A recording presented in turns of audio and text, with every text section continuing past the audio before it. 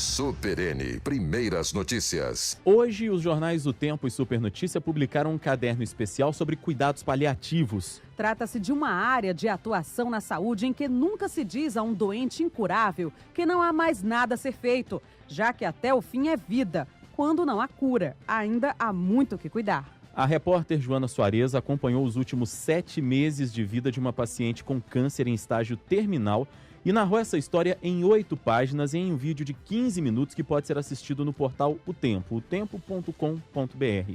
E ela está aqui no estúdio com a médica Beatriz Birschel, presidente da Sotamig, Sociedade de Tanatologia e Cuidado Paliativo de Minas, para falar mais sobre esse tema e esse material especial feito pela Sempre Editora. Bom dia, Joana. Bom dia, doutora Beatriz. Bom dia, Delma, Rodrigo, ouvintes. Joana, Beatriz. primeiro até te dar parabéns pelo material. Obrigada. Eu ainda não pude lê-lo completamente, porque cobrar. é corrido aqui para fechar o jornal e vir para o ar, mas já dei aquela boa passada de olho, já li umas partes. Vou levar para casa para ler com atenção hoje. Eu imagino o quão difícil deve ter sido acompanhar esse desdobramento para quem é jornalista, sabe do que eu estou falando, que é ter que lidar, às vezes, com frieza, ou tentar lidar com a frieza e o distanciamento, às vezes, que o jornalismo nos exige, né? Então, parabéns por esse trabalho. Obrigada, Rodrigo. Foi um trabalho super intenso, mas de um aprendizado profundo também. Eu quero até dizer que quem lê o caderno, pode até achar, a princípio, que seja um caderno triste só sobre a morte, mas não, na verdade, falar de morte é falar de vida, né? É um caderno de muito aprendizado, de muita reflexão. E foi isso para mim, uma transformação. E o envolvimento não foi só com a Ângela, que me envolveu uma confiança muito grande, porque ela sabia desde o início que a condição para essa matéria sair era depois da morte dela. Então, ela sabia que ela não leria essa matéria, mas de alguma forma ela está lendo. Eu acredito nisso. E o envolvimento muito com a família dela, né, que está aqui. Eu ainda me envolvo muito com as meninas. E não só meu, como dos fotógrafos também, né, que participaram comigo. A gente se ajudava também, tem isso, né? Uma equipe e aí acaba se ajudando um pouco. Joana, a gente vê que você está emocionada de falar disso e eu posso confessar aqui para os ouvintes também que eu tive dificuldade de falar. Quando eu vi o caderno hoje, tem a foto dela e ela está com um sorriso maravilhoso, a gente vê que ela estava numa paz interior nessa reta final da vida dela. Lembrando que foram 7 meses, né, Joana, que você acompanhou a vida dela. Eu gostaria de te perguntar, como é que vocês chegaram até essa paciente? O que foi que motivou a realização dessa matéria? Na verdade, eu descobri que existe esse trabalho de cuidados paliativos, que é um trabalho lindo da medicina, na área da saúde, e eu queria falar sobre esse trabalho. E aí veio essa proposta. Então, vamos acompanhar uma equipe que cuida de um paciente durante todo o tratamento, até a morte? Aí eu até fiquei meio baqueada, será que eu dou conta? E a gente foi e todo o processo foi muito construído aos poucos, né? Mas foi intenso, foi lindo. O trabalho de cuidados paliativos, a Ângela tinha uma expectativa de vida de 3 meses quando eu a conheci, que os médicos tinham, porque é uma expectativa só, né? Mas ela viveu 9 meses com cuidados paliativos, eu acompanhei 7, né? Então, na verdade, é um trabalho que prolonga a vida da pessoa e vida, com qualidade de vida, e é isso que você falou. Ela estava nesse final muito iluminada, muito aceitando esse processo, realizou todos os sonhos que ela tinha. É muito bonito, Doutora Beatriz, que está aqui com a gente também, da Sociedade de Tanatologia e Cuidado Paliativo de Minas, Beatriz Birschel. Qual a importância desse tipo de trabalho hoje? E a medicina já se convence da necessidade disso para dar às pessoas que estão em estágio terminal essa qualidade de vida a qual a Joana se referia? Bom dia, Rodrigo. Bom dia, Delma, Joana. Agradeço o convite. A gente tem que entender, né? A morte sempre acompanhou a humanidade. Isso, aos poucos, né? Foi meio mudado como que a humanidade trata a morte, não só a humanidade, mas como as culturas. Há culturas que tratam diferente. E com a tecnologia, o avanço de tecnologia muito grande, né? A gente viu curas, né? O último século viu muita cura, de coisa que não existia cura antes. E a gente ficou meio deslumbrado com isso, achando que a gente sempre podia curar. E a gente entende que não. E com isso nos últimos anos, né, a morte foi muito medicalizada, foi muito hospitalizada, o que não era comum antes, né? As pessoas antes morriam em casa, morriam no meio dos seus, e com a tecnologia, isso meio que passou, os hospitais podendo acolher mais, né, aumento de hospitais também, acolher mais e tratar mais doenças. Mas depois também se viu, né, e está se vendo cada vez mais, que muitas vezes a tecnologia não cabe mais. Então, estamos acordando para isso e que, assim, deve ser feito, né, a medicina pode ser usada, tem que ser usada, mas chega uma hora que a gente tem que mudar o enfoque. É aquela coisa, a gente enfoca muito na doença. A medicina agora enfoca a doença e esquece um pouco do doente. E não só o doente, mas a família também. Eu acho que passa muito por isso, né, doutora? A família fica com tá... dificuldade de desapegar. Não é de desapegar. É aquela coisa de a gente achar que sempre existe mais um remédio, né? A gente fica vendo essas coisas esses remédios novos. Sai uma nova cura de câncer. Todo dia sai uma nova cura de câncer. E as pessoas se apegam a isso. E realmente não saiu a nova cura do câncer. Para muitos saíram. E as pessoas querem mesmo que ter sempre uma solução para o seu problema. E às vezes a solução, o problema, você não vai tirar o problema, né? Você não vai tirar a doença da pessoa, mas você vai continuar sendo uma pessoa. E isso que a gente está conseguindo ver agora, de que a tecnologia, as medicações podem ser usadas, têm que ser usadas, mas chega um momento que elas não funcionam mais, que elas não resolvem mais para aquela pessoa. Então, você deixa de ver a doença e passa a ver o doente. E o doente normalmente não está sozinho, né? Tem uma família.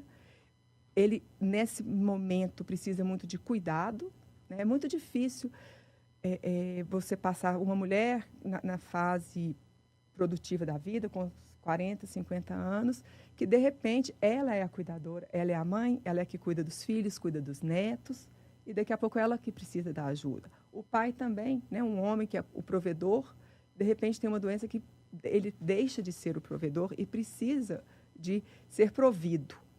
E realmente precisa, porque ele perde a sua capacidade. As doenças, muitas, são incapacitantes. Muitas vezes a gente fala só da morte pelo câncer, mas as outras doenças todas, doenças cardíacas, doenças renais, doenças hepáticas, que no avançar da doença, né, depois de anos de doença, a pessoa fica incapacitada, ela precisa do cuidado.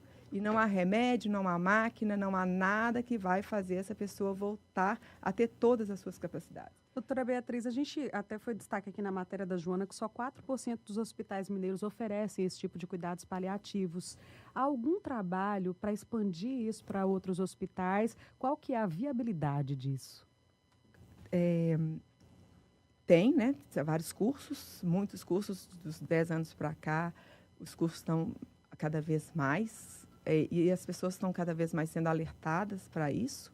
Então, assim, as pessoas têm que ser treinadas. Você precisa de um treinamento um pouquinho especial, mas não é nada impossível. Porque o importante do cuidado paliativo, quando a gente fala mesmo de cuidado paliativo, o importante é que seja um cuidado multidisciplinar. Não é um médico sozinho, o médico sozinho não consegue fazer, porque você precisa até de ensinar as pessoas como cuidar. Então, a gente, assim, precisa de aprender como dar o banho na pessoa. Às vezes a pessoa está acamada, ela precisa de movimentos de fisioterapeuta, às vezes de uma terapeuta ocupacional, um fonoaudiólogo, psicólogo, para dar apoio. Então, o cuidado paliativo em si é feito por uma equipe. Então, assim, você precisa que tenha uma equipe treinada, dirigida a isso. Mas as escolas, né, de formação ainda não tem, algumas poucas escolas têm o cuidado paliativo como parte do currículo já durante a universidade, mas muito poucas. Mas há muitos cursos que as pessoas podem entrar e fazer. E os hospitais estão se alertando para isso também. Beatriz, é importante também a gente alertar para as famílias buscarem, né? Demandarem esse serviço hoje em dia, assim, das pessoas saberem que existe e demandarem dos médicos, né? E assim, existe um treinamento, precisa de um treinamento, não é qualquer pessoa que faz, porque a pessoa tem que estar ciente, né, de como que esse cuidado vai ser feito. Mas as pessoas, né, podem entender, né, que quando uma pessoa está muito grave, já não precisa e não vai adiantar mais empenhar tecnologia naquele tratamento, né? Tipo, CTIs, respiradores, essas coisas não vão trazer alívio para o paciente, né? Não vão trazer a resposta que as pessoas querem de manutenção da vida, porque a vida vai ser interrompida de qualquer maneira, porque a doença é maior, né? E, então, se as pessoas ficarem alertas a isso e saber, olha, eu preciso que o meu pai, minha mãe, meu filho, né, que às vezes a gente fica pensando só que a morte vem para as pessoas mais velhas, mas não. Infelizmente, às vezes são os filhos das pessoas. Eu quero que seja uma coisa cuidada, e a pessoa mesmo pode escolher por si, né, fazer, eu quero que não sofrer, eu não quero que as medidas invasivas sejam impostas a mim, ou ao meu filho, ou ao meu pai, minha mãe, não importa quem. Essa decisão pode ser da pessoa, como pode ser da família, né? E pedir, falar assim, olha, eu não quero, e eu quero que eu seja tratado com dignidade, eu quero ser tratado com veracidade também, porque não adianta você enganar a pessoa que você tem mais uma coisa, mais um remédio que vai te curar da doença, que essa tem que agir com realidade, com acima realidade. de tudo. Eu acho que a gente tem que ser realista, né? O cuidado paliativo é um cuidado que traz a verdade, mas não uma verdade com cuidado. Que você vai proporcionar à pessoa aquilo que ela precisa e inclusive, é muito importante, né, que muitas vezes a gente tem essa coisa de negar. Não posso falar que ele está doente porque isso vai piorar ele. Eu acho essa uma coisa que a gente chama isso de uma conspiração de silêncio. Ninguém fala que a pessoa, para ela, que ela está doente, mas é ela que está sentindo. Ela que sente as dores, ela que sente os sintomas, vômito, fraqueza, ela que está cansada, ela que precisa de alguém que dê a mão para levantar de uma cadeira, que às vezes a pessoa nem isso consegue fazer. E ela não pode falar sobre isso, porque se você não fala com ela sobre a doença dela, se ela não está doente, então ela não precisa de ajuda também. Então, assim, é muito importante essa veracidade, a gente saber também da pessoa o que ela precisa e daí cuidar dela. Muito bem. Doutora Beatriz, desculpe interrompê-la até. A gente gostaria de até falar muito mais sobre esse assunto aqui que nos instiga, né, até a ter uma sociedade melhor, mais humana nesse momento final, com dignidade para quem está indo, né? Mas a gente tem o limite do tempo, o relógio é inimigo do rádio. E eu gostaria de agradecer a senhora, doutora Beatriz Birchel, que é presidente da Sociedade de Tanatologia e Cuidado Paliativo de Minas. Muito obrigado e parabéns pelo trabalho que vocês realizam. Muito obrigada.